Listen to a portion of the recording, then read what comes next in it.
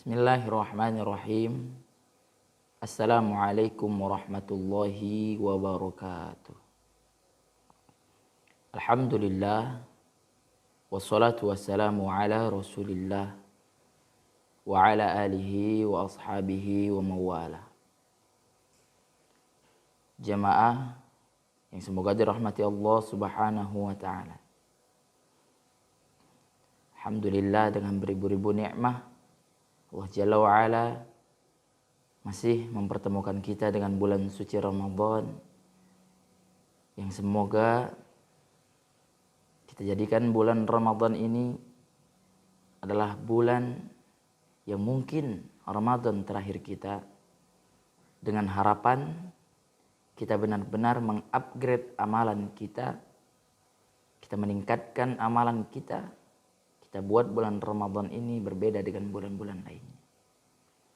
Ma'asyiral muslimin, jamaah yang semoga dirahmati Allah subhanahu wa ta'ala.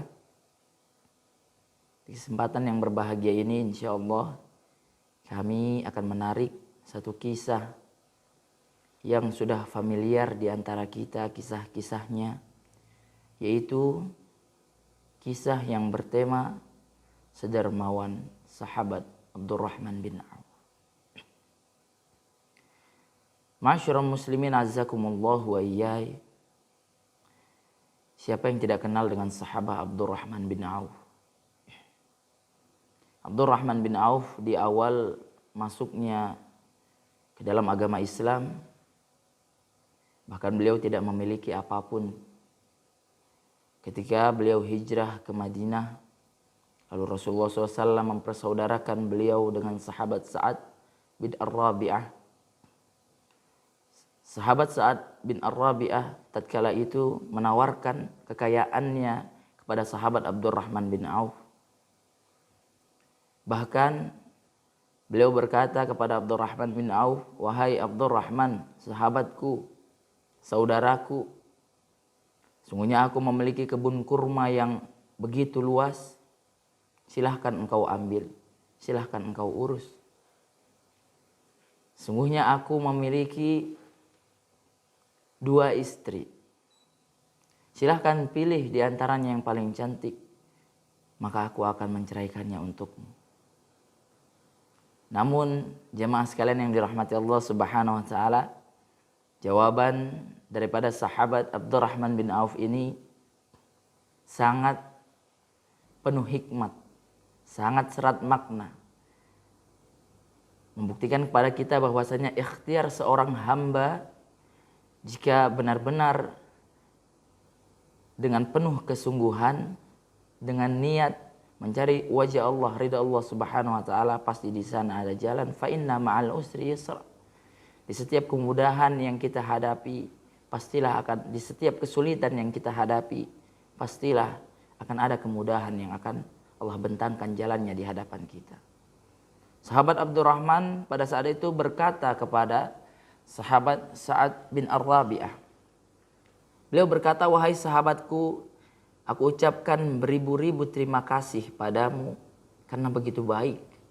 Namun aku hanya meminta, tunjukkanlah padaku di mana pasar di kota ini."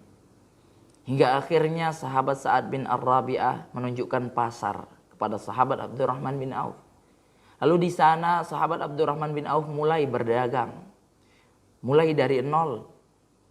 Hingga akhirnya kita tahu sampai hari ini sahabat Abdurrahman bin Auf adalah salah satu sahabat yang paling kaya di antara sahabat-sahabat yang lain. Di sela-sela beliau berdagang, beliau membarengi dengan sedekah. Sehingga nantinya dengan sedekah inilah harta tersebut tak pernah habis.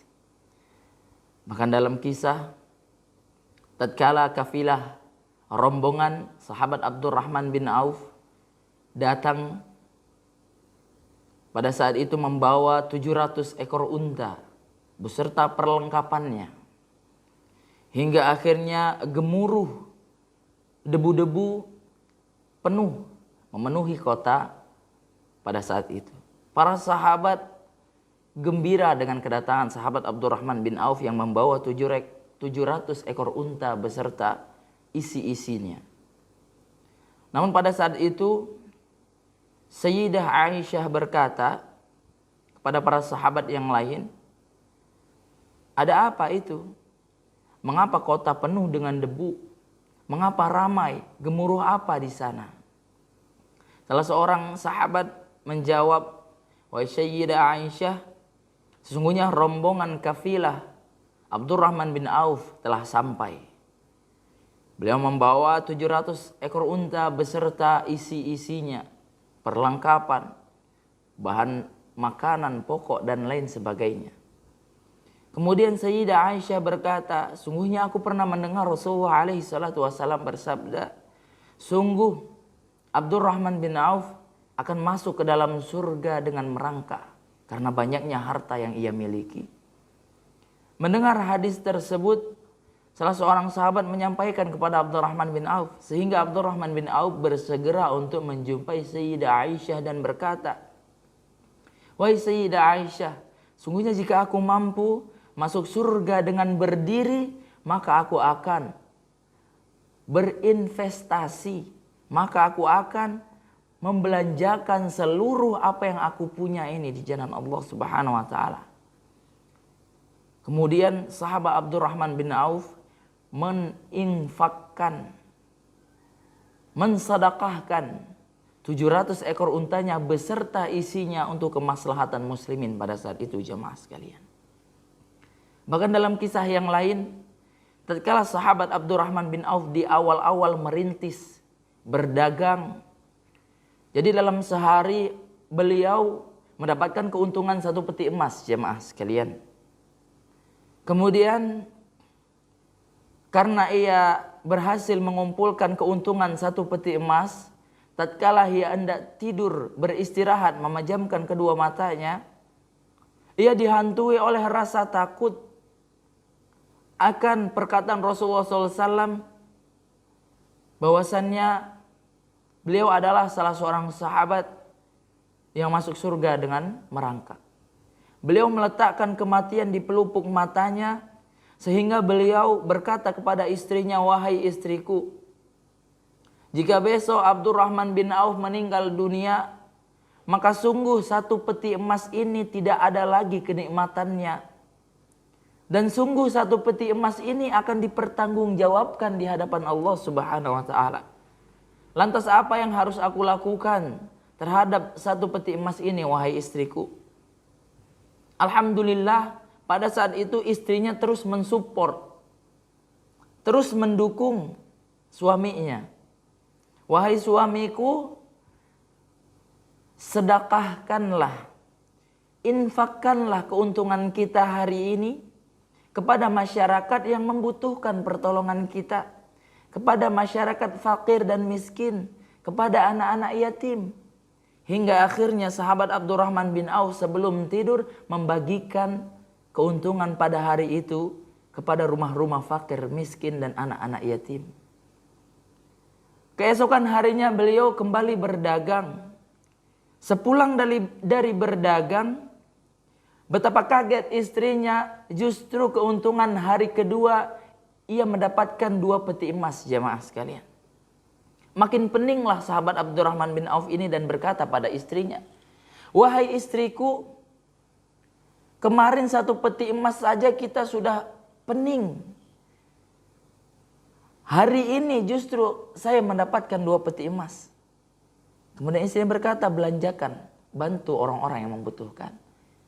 Kemudian Abdurrahman bin Auf kembali berinfak dengan keuntungan hari itu, yaitu 2 peti emas.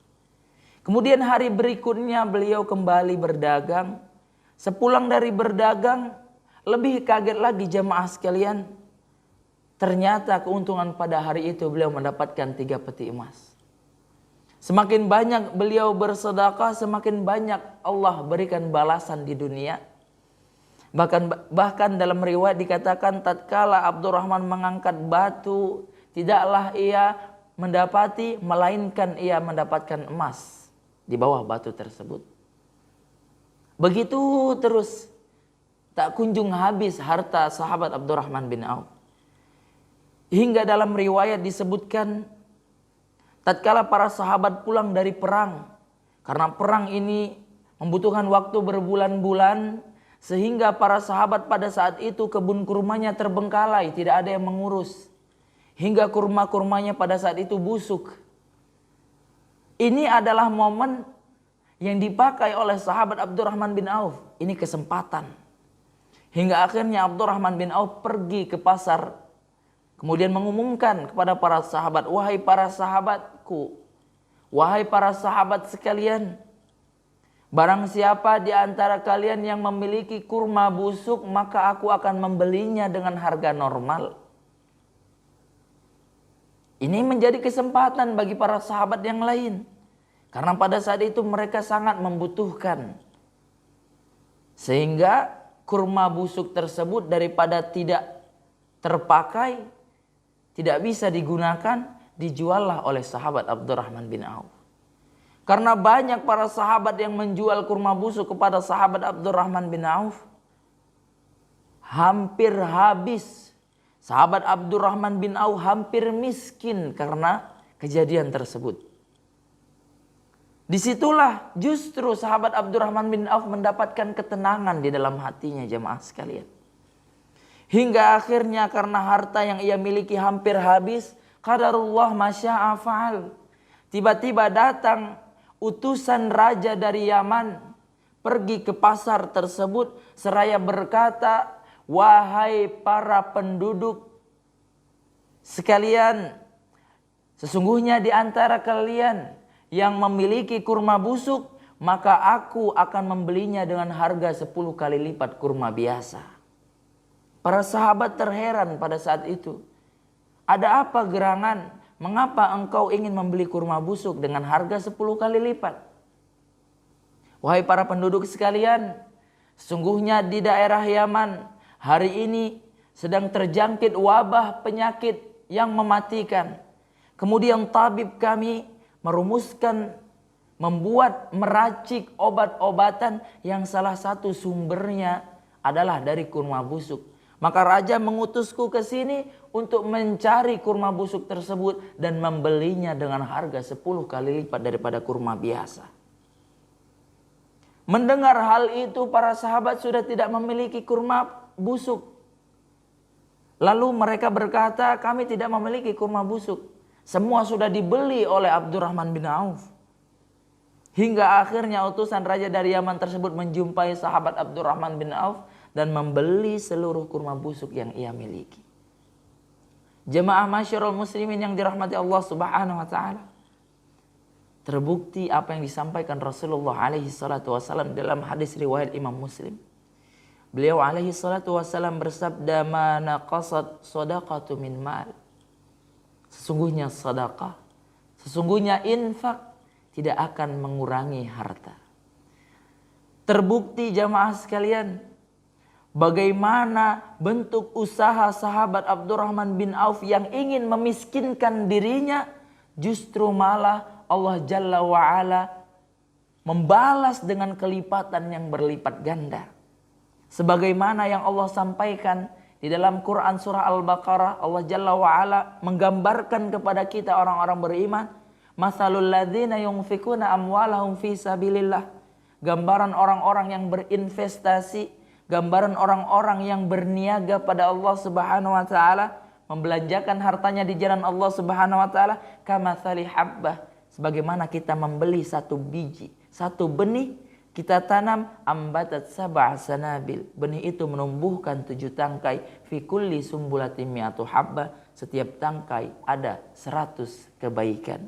Wallahu yudhaifu liman yasha, bahkan Allah akan melipat gandakan dengan lipatan yang berlipat-lipat. Masyaallah muslimin yang dirahmati Allah Subhanahu wa taala.